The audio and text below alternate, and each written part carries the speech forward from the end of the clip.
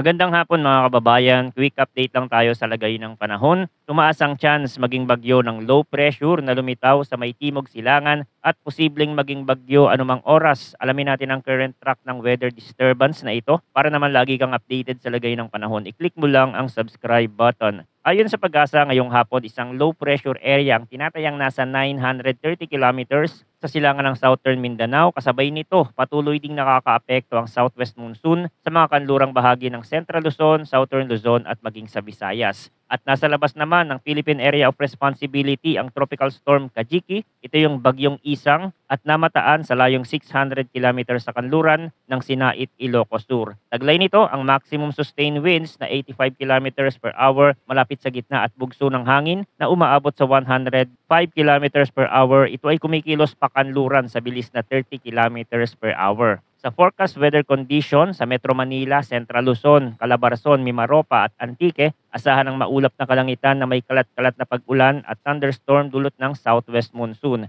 Posibleng magdulot ito ng pagbaha at pagguho ng lupa lalo na sa mga mabababang lugar at sa gilid ng bundok. Sa Ilocos Region, Abra at Benguet, maulap din ang kalangitan na may mga pag-ulan at thunderstorm ang mararanasan dulot ng trough ng Tropical Storm Isang. Posibleng magdulot din ito ng pagbaha at landslide. Para naman sa Caraga, Davao Region, Northern Mindanao, Sarangani, Eastern Samar, Leyte, Southern Leyte at Bohol, maulap ang panahon na may kasamang thunderstorm dulot ng trough ng low pressure area. Posibleng magdulot ito ng flash flood o landslide. Sa Negros Island Region at iba pang bahagi ng Western Visayas, bahagyang magiging maulap hanggang maulap ang kalangitan na may mga isolated rain showers at thunderstorm. Dulot pa rin ito ng southwest monsoon. Sa natitirang bahagi ng Luzon, partly cloudy to cloudy skies na may mga panakanakang pag-ulan dahil sa localized thunderstorm. Habang sa iba pang bahagi ng bansa, makakaranas din ng maulap na panahon dahil sa trough ng low pressure na maaari ring magdala ng flash flood at landslide kapag malakas ang buhos. Para naman sa forecast wind and coastal water condition, sa hilaga at kanlurang bahagi ng Northern Luzon, katamtaman ng lakas ng hangin mula southwest hanggang southeast, kaya't magiging moderate ang karagatan na aabot mula 1.5